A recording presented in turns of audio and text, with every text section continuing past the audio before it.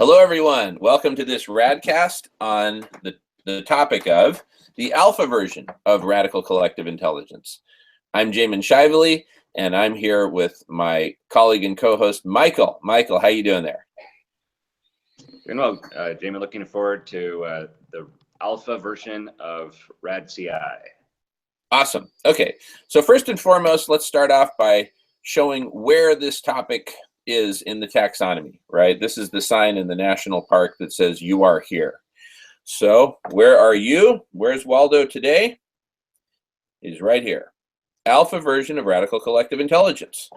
And we just a few minutes ago wrapped up a great conversation on the topic of the development of the RCI platform. So I highly recommend that one. And then a few minutes before that, we had a great conversation on radical collective intelligence itself in the series Radical Collective Intelligence, Synthesis and Evolution. And that was episode 4 of the same, whereas development of RCI platform was episode 1 of that conversation, or tower of knowledge, or whatever we end up calling it. And this, in turn, is the very first conversation we're having on the alpha version of radical collective intelligence. Michael, this is history in the making. I congratulate you for being where you are when you are. So now let's talk about it. What is the alpha version of radical collective intelligence? What is it going to look like? What does it consist of? In my mind, it's pretty simple. It consists of let me just kind of chunk it out into, on the one hand, it consists of taxonomies, taxonomies of topics, okay? And you'll be able to access these taxonomies through the website, radish.org. And, we'll review these in a moment, but just think of taxonomies as maps. They're maps, but they're actually also topos, they're places. So we're creating a persistent place where we can have these conversations that build off each other, right? As opposed to so much of the internet, which is just so fleeting and hit and run. These are, here the conversations are recorded, therefore permanent contributions to the collective memory to be built upon in multidimensional ways. So anyway, so the alpha version consists of taxonomies of topics. I guess I'll put alpha version up here just so that everybody knows what we're talking about. Alpha version. Okay.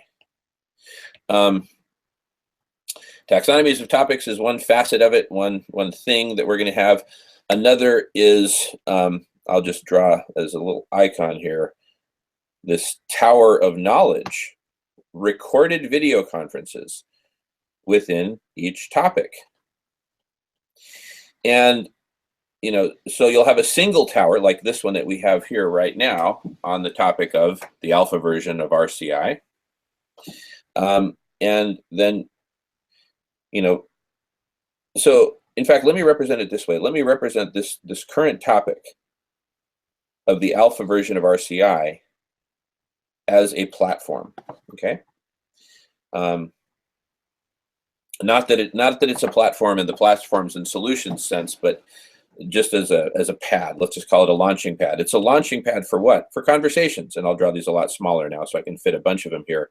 Really, we want for any given topic, whatever the topic is, we want it to be a launching pad for a whole Manhattan skyline of different conversations. So each conversation will have a title, right?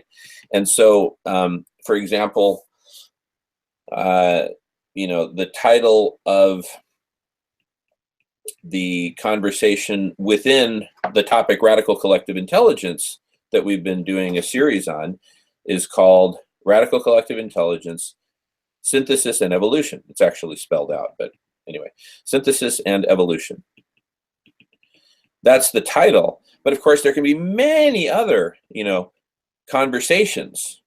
A conversation equals a skyscraper equals a tower of knowledge. We use these synonymously. Each of these is a conversation, and so I'm just saying this one, Radical Collective Intelligence, Synthesis and Evolution, while it's a very important conversation, it's by no means the only conversation within that topic. So, conversations, right? I'll just put it up here at the top. Conversations. are a huge part of the alpha version, right? And most of these are in the form of, recorded video conferences, but they also include, text, very notably people's comments and questions that they submit on the YouTube video itself, et cetera, et cetera. Those are all part of the conversation, uploaded PDFs, links to other resources. These are all parts of the conversation, links to completely other parts of the web. All of this is part of the conversations. So we have taxonomies of topics. We have recorded conversations. We have, I think that might actually be it. That literally might be, well, one extension of recorded conversations of conversations is, a calendar function, right? Which we're going to be putting on there, where people will be able to see what are the future conversations that are coming up, which of those are public and therefore anyone can join, right? Like, you don't even have to be a member to join. Let's make it easy to join. That's what I propose. Now we're getting into some of the features, right? But this is something we control at the level of Google Hangouts anyway, for scheduling and recording the conversations. So we can configure them any way we want. We can make some of them public, others private, invitation only. Some of them the public can watch and submit text questions to, but they can't necessarily interrupt. We'll have different levels of participation, shall we say. So we'll have a calendar of all these different, might as well put them in gold, conversations, all these different conversations, and multiple conversations on any given day. We'll probably start out with, 5 or 10 per week. Like just today alone, we're doing about 3 or 4. Anyway, Michael, I'm going to go back to look at some of the other images, but if there's anything else that you can think of other than taxonomies and conversations and calendar, let's go ahead and mention it.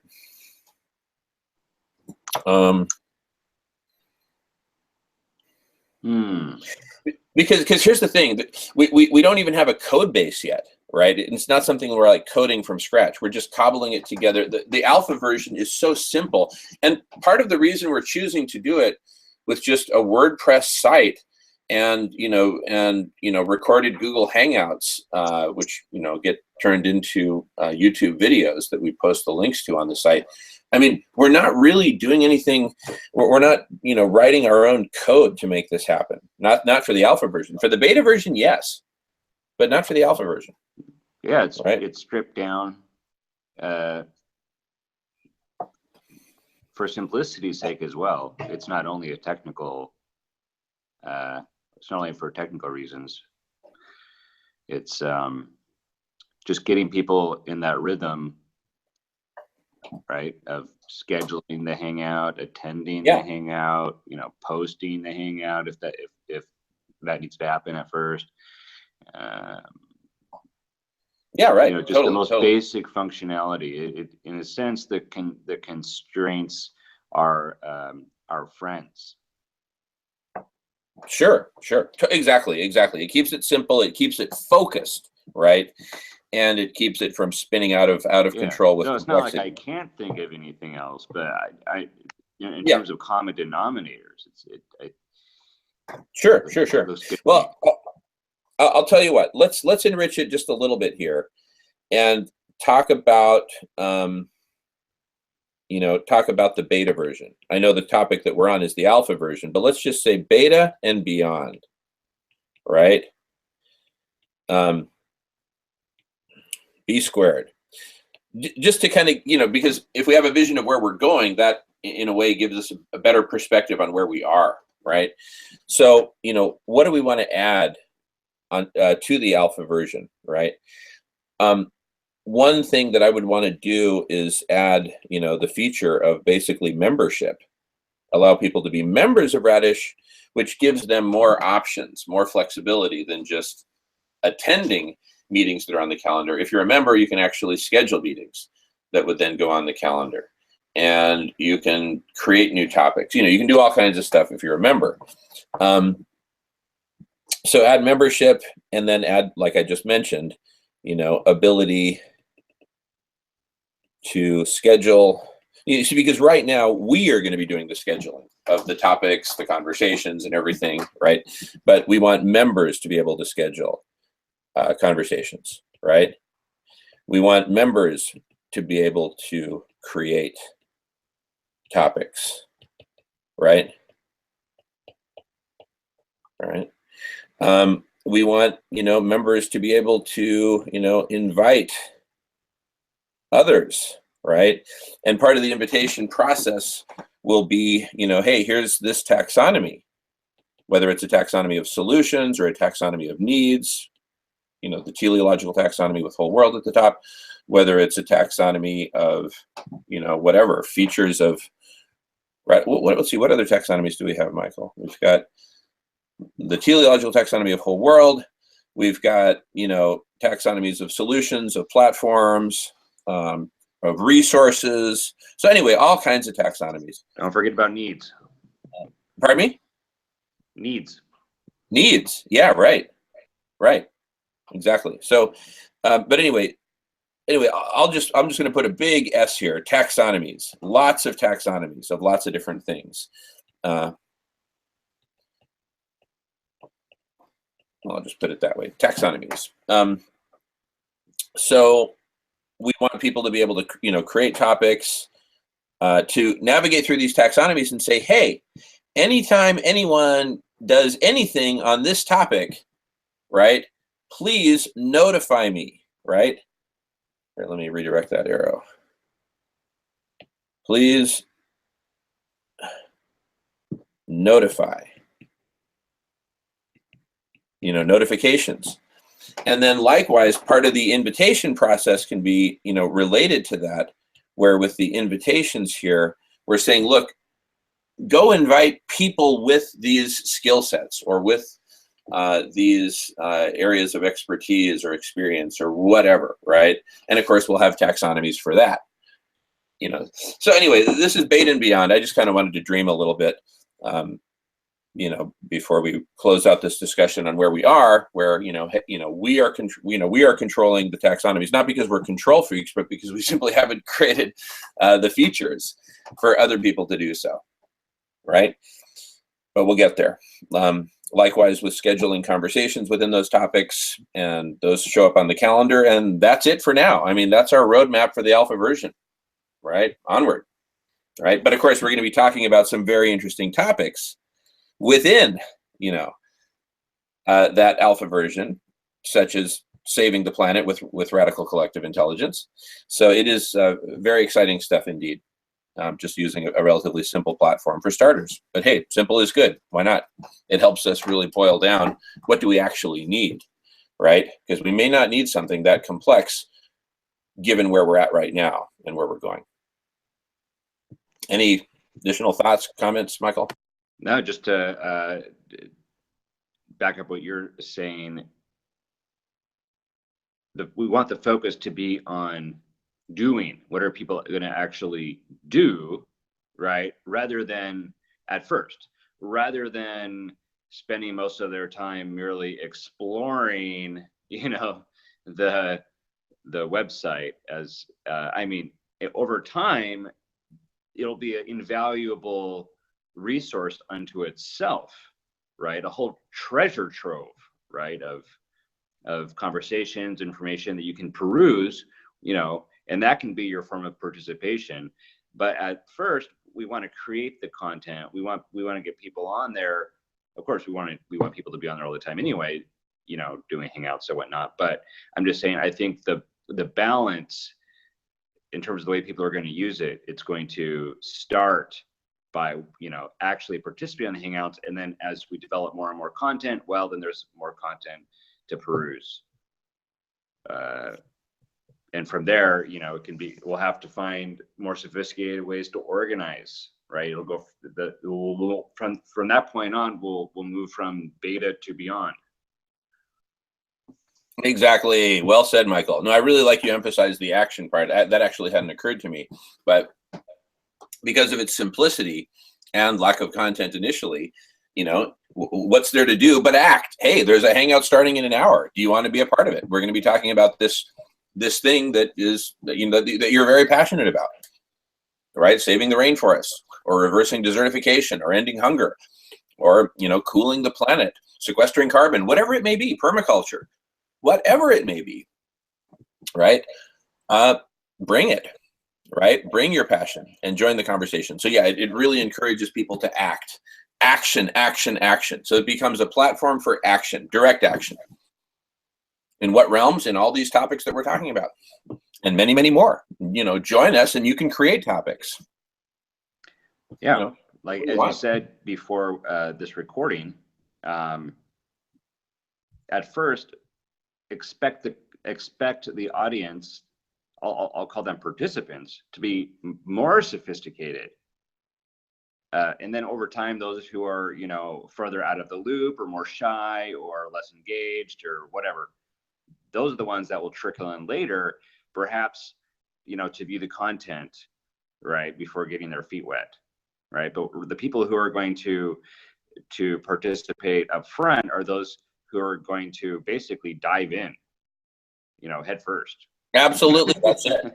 The pioneers, exactly. And the pioneers will necessarily be more sophisticated, because the pioneers are going to be those who they really have to grok what we're doing. They get it just intuitively, and just with a few, you know, basic feature sets. Okay, I get what we're doing here. You know, it doesn't have to be this big, you know, thing, because they see it.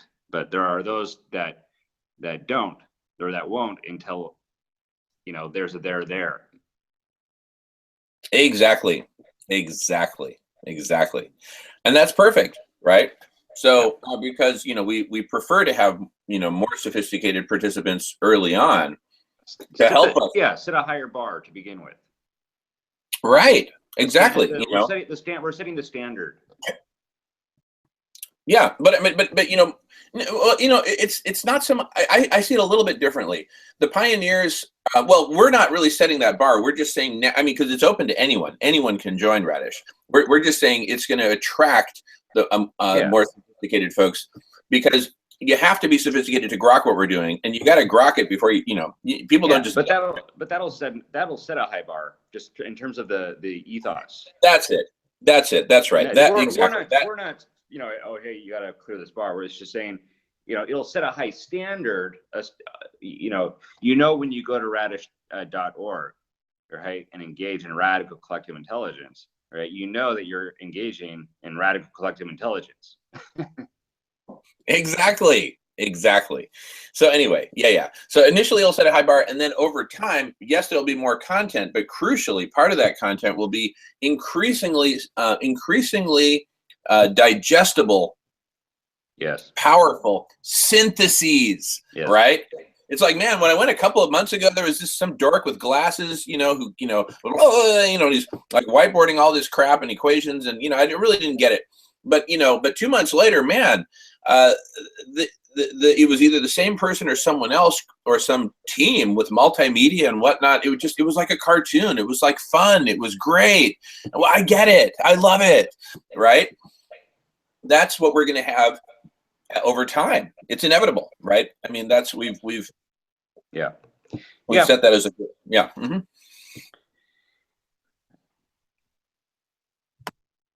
Well, why don't we wrap? And perfect. Mm-hmm. Yeah. Okay, and then we'll map out the next one. Okay. All right. Thanks so much, everyone. See you on the next one.